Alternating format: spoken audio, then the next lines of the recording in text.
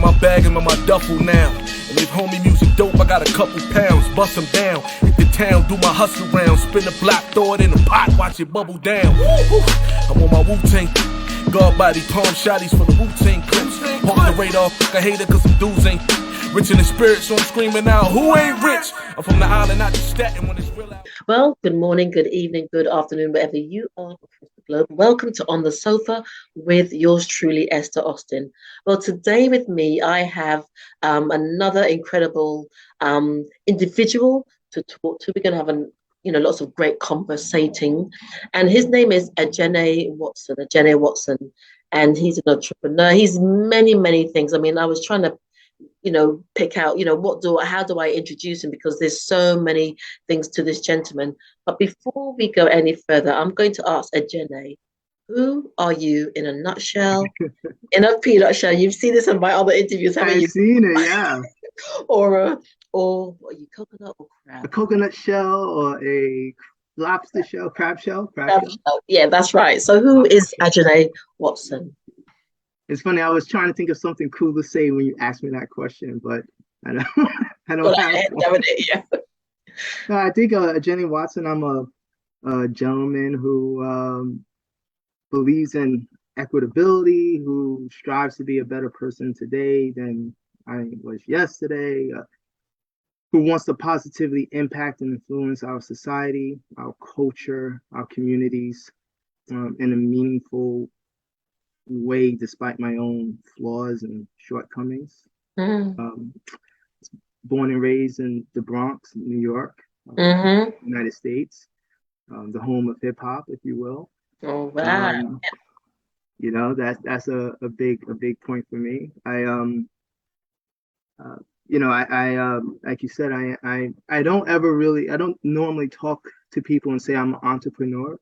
I work in the financial services industry. I was recruited in 2001 into the financial services industry. I began my career while I was still in high school. I was a commercial real estate appraiser. I did that for some time. I moved through the entertainment industry in the street promotions, radio promotions, things of club promotions, things of that nature, management. I was the president of an independent record label. But still, somewhere along the line, I really gravitated towards a different type of business, looking to control the means of production. So that led me to the financial services industry. And I've been doing that pretty much ever since, but in a non-traditional way, right? I don't have a traditional background, a traditional education, a traditional, stepping my way through the financial community, don't have the same network. So, but I'm a guy that, literally took his own path, right? I sort of walked in the road and I went straight, as one of our greats would say. So that's who I am, I guess. Brilliant. And it's really good that it's almost like you took an alternative path, or you just went down the path where you were guided. And I get a sense you just kept on going and it worked for you. And so now you're in a place where you want to give back, you want to share the knowledge, and also tell us a little bit more, because this interview is specifically about one aspect of something that you are working on or that you've created, and that's hip hop. Correct? Yeah. Yes, hip hop. Yeah. Right. So just tell us a little bit more about that, and maybe do it in layman's terms, because I've read your brief and I was a bit sort of like, so. That's not good. No. No, but it's good because it means that I want to know more, and you've now got the chance and the opportunity to explain it to me in layman's terms. But it's also what's behind the reason why you're doing this. That's so important. So over to you, Ajene. I like that word, Ajene. Ajene. Yeah, my grandmother called me Ajene. I prefer Ajene. Ajene. If I try to church it up, it's like Ajene. But that's right. Yes. Ajene. Getting the Holy Spirit would say that, isn't it? Exactly. But no, I think what is important to know, at least in the trajectory of my career path, has been that when I was recruited into the financial services industry, it was, most of what I did was place money. We focused on placing money, turning over money, sort of what hedge funds do, but in a less sophisticated fashion. And my mother always complained. I was very happy. I thought she'd be happy for me because I was making a lot of money, but for her, money wasn't the end all, and she was actually quite disappointed. And she said I wasn't doing anything useful for society at that time. So yeah, so you don't want to disappoint your mom, but you know how it's just like very interesting that was her come from. And so essentially, in the financial services industry, I focused on the microcap markets, which is stocks that are under 300 million dollars. They normally trade, below $5, below $3. Sometimes they typically stay in the penny stock range, as we will call them. They're in the OTC markets, pink sheet markets, things like that. And so we would put money into these companies, and at the time, we didn't really care. It wasn't my job to care about whether that company survived at that time. It was to turn the money, and that it was a big issue for her. So when she passed away in 2007, I had made this conscious decision to, honor her by doing something different inside of the career, but doing something different. And that was to try to help the companies that we were funding. So as I got into doing that, helping the companies, I realized that, we had this battle, not just between good and evil, but there was, the companies, some of them were crappy companies or crappy CEOs, crappy executives. Some of them are really good. Then we had these big investors, and some of them just took advantage of the company and took advantage of the loopholes in the law. And then we had all these everyday people that were looking for an opportunity to have a come up, that wanted to invest $10, $100, and make 1,000, make 50,000, whatever, right? And my concern started to really lean toward that everyday investor and constantly trying to figure out, how do I make this environment work for them? So years and years go by, and I'm learning more of how to make the world work for the entrepreneur, the executives, how to make it work for these investors, the big investors, and in trying to cultivate and create really good companies, solid companies that would lead to investments that people would make that they could feel good about. There would be slow growth. They may not, run from 10 cents to $2 overnight, but they would, grow over time. And I thought that was good. But the challenge still was that they weren't getting in early enough. So when you think about all of the people that made a crap ton of money on the Ubers or on the Snapchats or any of these major companies, they got in super, super early, like 10 years ago, 12 years ago, before anyone knew what the company was. And, here in America, at least, there are literally rules that box poor Americans in to where they can't invest early. And so it's kind of like it kept, the 99%, as we call them, kept them down, right? No matter what ethnicity they were, no matter what religion they were, if you weren't part of the 1%, you were part of the 99%. So in came the Jobs Act, which allowed the 99% to now suddenly participate in early investments, but in this weird haphazard way where it became like a lottery ticket. You can invest in any company that's on any one of these platforms, and that didn't make any sense. So I decided from there, we're going to launch a company called Digital Asset Monetary Network. We're going to create a model that educates the entrepreneurs, educates the investors, marries them. Everyone is now more financially literate, right? Because if you're an entrepreneur trying to raise money, you still need to have some financial literacy. If you're an everyday person that didn't even know you can invest yesterday, just because you have an opportunity doesn't mean you should take it. You need to understand it, understand what you're looking at, understand how to read the financials. So we wanted to be able to create that environment and then bring people together and let them make good decisions or better decisions. But because I'm in the microcap space, I decided to do it as a microcap company, so I can also give those type of investors access to an inexpensive security or investment environment where they can actually make money from what we're building. So along the way, as I'm building doing all this R&D, we acquire different assets. We in testing the model, we acquire assets, and just trying to build shareholder value, we acquire assets. So we get to see a lot of different companies. So a lot of opportunities come our way, and that leads us to where one day I'm sitting at home minding my business, and I get this series of phone calls about, you really need to get on the phone because there's a deal that you gotta take. And the guy he explained it. He's one of my advisors, one of my favorite advisors. He was explaining it, didn't understand it. So I jump on the phone, and there's this group of gentlemen on the line, and they start talking to me about the domaining space, which is like domain names, right? Like Esther.com or yes. All the .com or Turning Point. Yes. Yeah. So they start talking to me about this, and I'm like, guys, I don't know what you're talking about.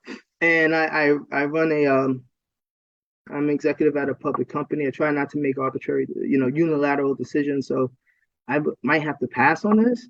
And then they mentioned the TLD is called .hip hop. Now, mind you, I didn't know what a TLD was.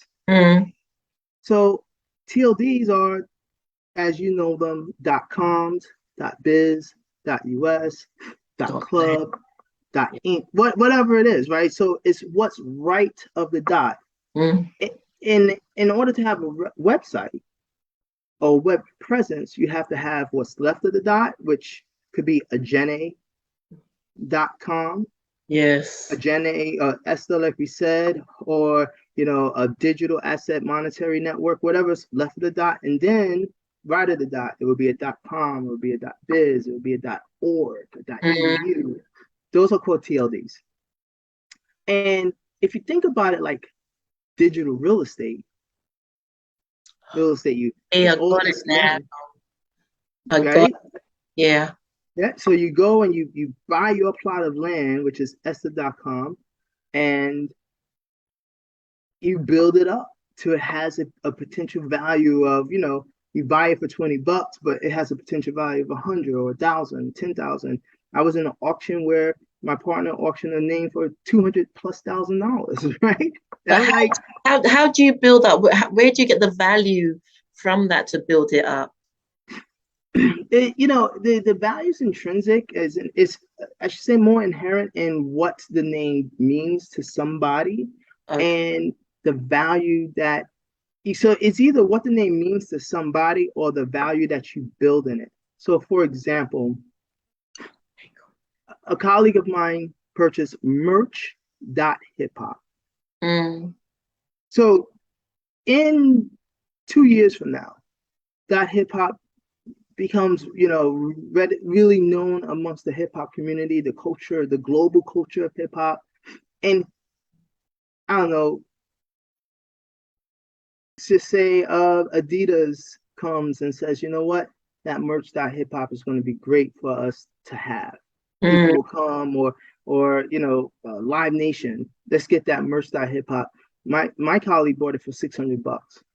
They offer him 10,000. They offer him 100,000 because merch.hiphop, because the entire real estate value of .hiphops is so strong at that point, and merch means, I'm selling whatever merchandise, in the hip hop culture, they're willing to pay him an obscene amount of money for it. That's one way that the value is there. It's just been, buying land in the middle of nowhere, and then as people start to create the oasis, it becomes valuable. Or my colleague can start selling, do drop shipping and building his merch hip hop into a valuable asset.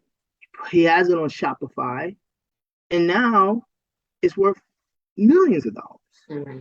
And he can sell that name, right? So there's different ways you can build up the value of an asset. Sometimes it's just as simple as having a name that means something to somebody. VIP.hiphop, I don't know, NFT.hiphop,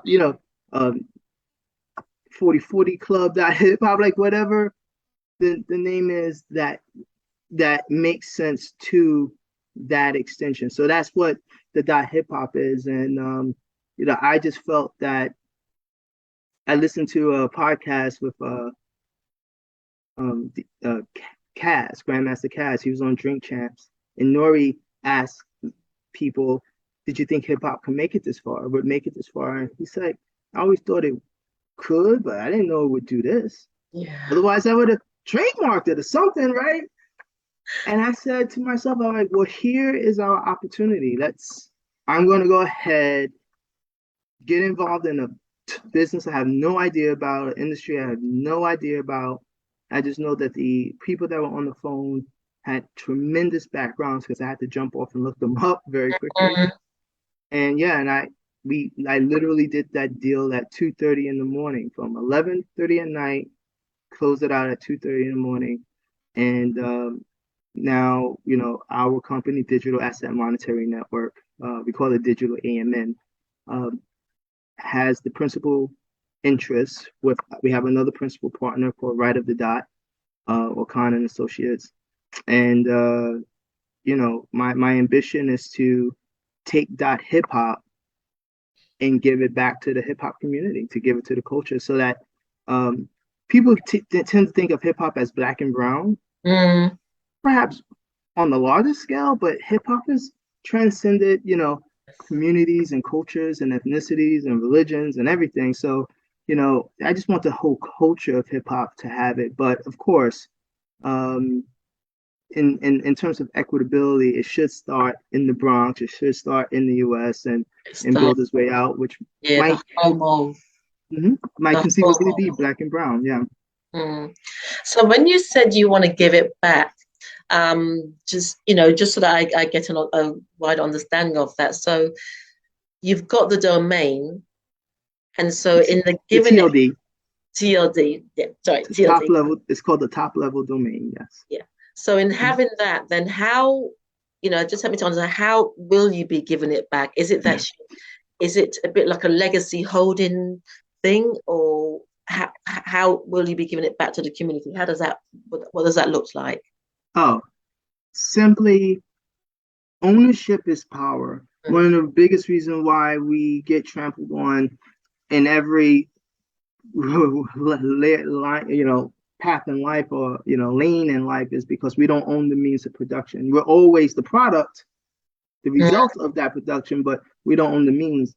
And in this case, the TLD itself is the means. When you look at having a web presence, especially going into Web3, if and when that officially happens, using crypto, using NFTs, things of that nature, we should own our presence in that space. So when I say giving it back, I mean, I want the culture to actually literally own it. So instead of me going to my everyday investors, who the majority of them aren't black and brown to begin with, but instead of me going to my usual investors and getting the capital to build this thing, I'm literally building an environment where I can go into the community, which is something what Digital Asset Monetary Network is about to begin with. It's about the financial literacy and creating that bridge between investor and entrepreneur.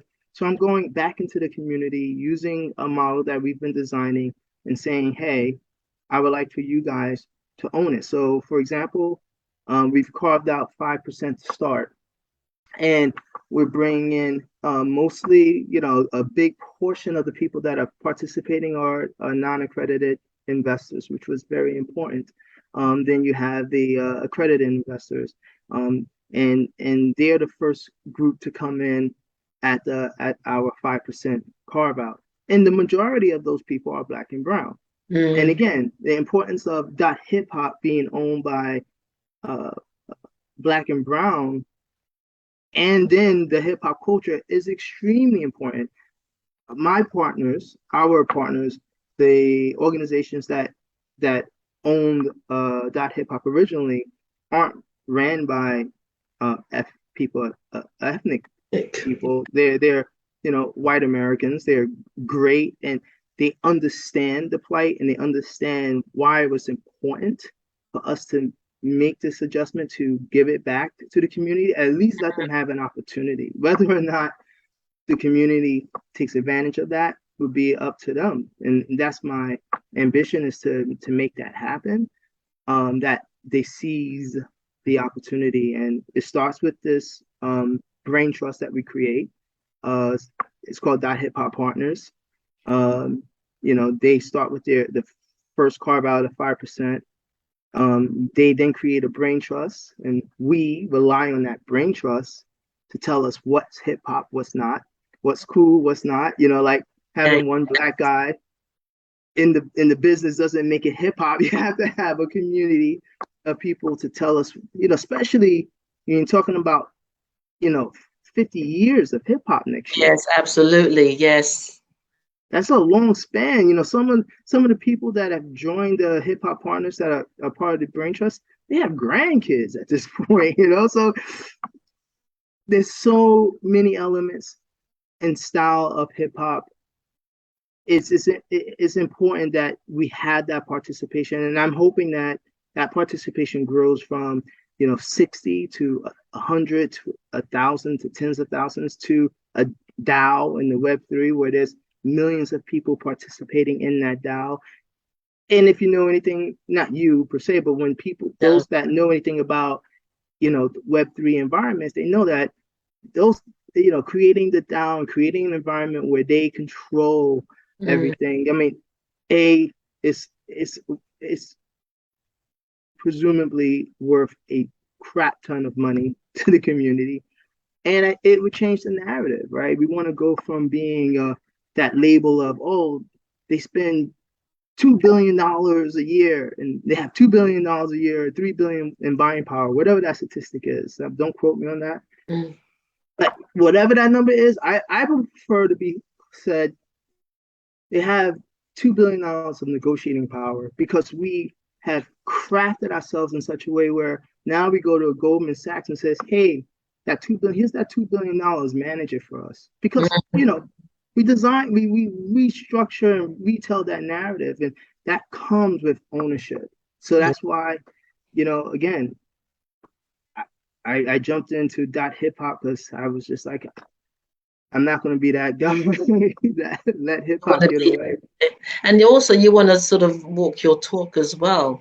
And if it takes, like you said, it's a community, because, I am actually, it's interesting how this year I've been thrown into the hip hop world more and more. And what I see and what I sense about it is, like you said, it's a culture, but it's a lifestyle. It's almost like family. Because I was in Germany in, I think it was June or July, at a hip hop festival, and then recently, like I said, there was a gentleman from Philadelphia. He was here last week, and it's such a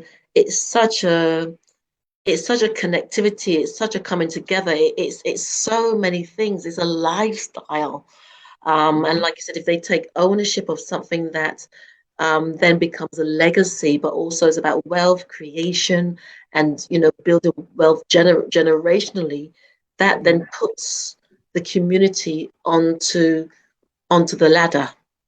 Yes, ma'am, absolutely. Onto the ladder. And so if someone if someone contacted you, wanted to know more about this, what is the process? I mean, so it's interesting, because if we say, what's the end goal of dot hip hop as a registry, right? So dot hip hop LLC is what is responsible for building out dot hip hop, like period HIP HOP, right? Dot hip hop, like dot com, but dot hip hop. The primary thing, of course, is to have a dot hip hop.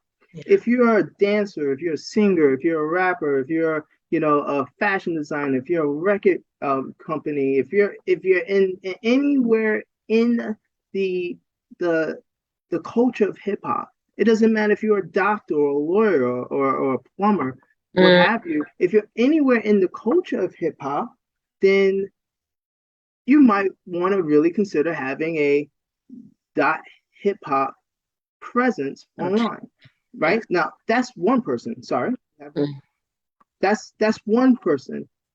If you are a speculator, or maybe you don't even know you're a speculator, but let me put you on to something. I was doing I had a panel discussion in Austin at NamesCon, and the host, the moderator, was telling us about a gentleman who paid $2,000 for a domain name, a couple $1,000, whatever it was, and he sold it for like $48,000 a year or two later. Now think about the ROI on that, and return on interest, Pete's return on interest. Even I know that. Return on investment. Investment. Apologies. So the return on investment is ridiculous.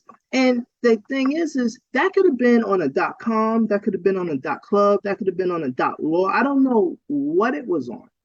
I know that same person bought 2 domain names from .hip hop, and he told me, he whispered in my ear, I got a good feeling about these names. That means he has a good feeling about that hip hop. But the point there is that there's a whole nother side to people that buy domain names. Those are the investors. Those are the people that look at it as digital real estate. The same way you go and you prospect a property that's just land or a building in a crappy neighborhood that you think someone's going to come build around. You go ahead, people buy and sell domain names all day long, all day, every day. I was shocked by it. I had already entered the domaining industry. I had been in there for a year because I jumped into this deal in 2021, and I just really understood the magnitude of that piece 2 months ago, 3 months ago, and I was like shocked to understand, really get the full breadth of how much money is made in buying and selling domain names that you could literally pick up for $20 in some cases.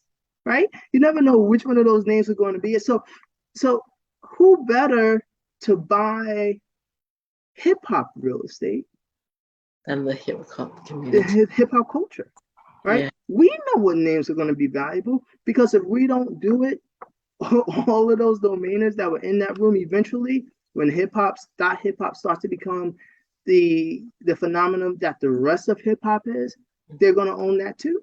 What? Yeah. That's like crazy. Like, why? So I think that when people call us, they should be, I'm looking for people that I'm hoping that people want to contact us. They can go to get.hiphop, get.hiphop, and they could go to get.hiphop, learn more about domains, about our domain, about registries, and then they can see where they can buy a domain name. A lot of times people will buy, a lot of people go to GoDaddy. That's like kind of instinctual. We're not carried by GoDaddy at this point. We're on like, you have to go to Namecheap or Pork Bun, things like that. But eventually, we'll be carried by everybody. But that's the first thing. We want people to get their badge of representation, and that's hip hop. Then I want people to pay attention, as we are doing more outreach and we're leveraging the Jobs Act. The Jobs Act covers Reg D, Reg A plus, Reg CF, equity crowdfunding. As we're leveraging those opportunities that let everyday people in, I need people to pay attention, because that is their opportunity to own this, right? And the reason why we're going these routes is to make sure that we own it. Otherwise, we're going to be cut out again. And that's not what we're trying to do. So those are the opportunities, go to get.hiphop, get your domain name either for yourself because you're building something on it or for speculation as an investment. And just pay attention to the opportunities to participate when, as an owner or in the brain trust as they come about, because we are building a brain trust.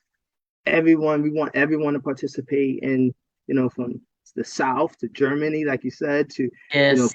the Europe, wherever, because not hip hop is not the same everywhere. So that hip hop and all the things we do have to be a representation of the entire community, especially for the 50th anniversary. That's next year on my birthday, by the way. Oh, okay. I'm actually born on the birthday of hip hop, which also made it, more of a fate type of thing that I participate. That I did this. But also, you're doing something to fulfill your mother's wishes as well. It's a combination of everything at once, isn't it?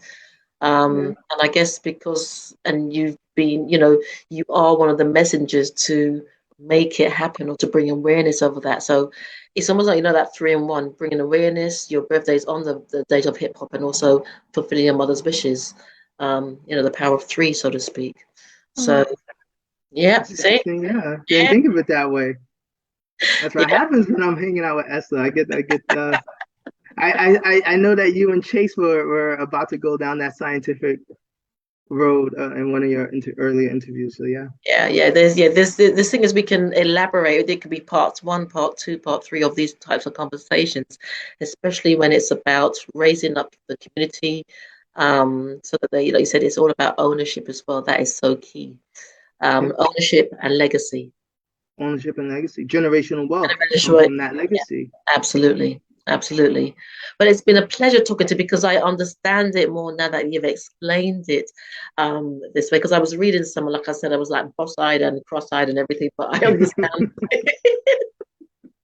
No problem. I've just been honest, but the way you've presented it to me, and I know lots of people, this will be an opening for a lot of people to know that they have the chance as well to get in the door, because a lot of people don't think that they can get in the door to build anything. But how you've presented it and the opportunity that really is there gives people the chance. So that's brilliant on many levels. So I'd like to say thank you so much for your time. And thank you for it, Esther. Thank you for your time. I've wanted to do this for so long, because especially in these current times when there's so much instability.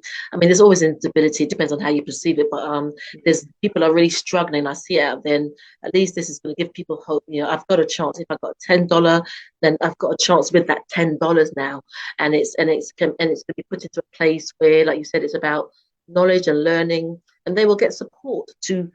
So all of those things are important. So ladies and gents, details are going to be put on the end of this interview. I would suggest you take a look. I am going to be, I'm going to be there after this interview, checking it out as well. But also just think about your family, think about longevity, think about generational, and just think about changing things. We have to become the change that we want to see, not just in the world, but in our culture, in our communities. Within ourselves. And within ourselves. Yeah. And on that note, thank you so much for your time. Thank you. I will definitely be in touch as well, because this has really piqued a curiosity in me as well. Yeah. Thank you, Esther. Thank you very much. Take care. Thank you. Bye-bye. Bye. Sitting for the van. High 87. Chase Flow. From Charlotte to Spain. You know what the question is? Not why, but why? And don't you ever forget, it's Wu-Tang for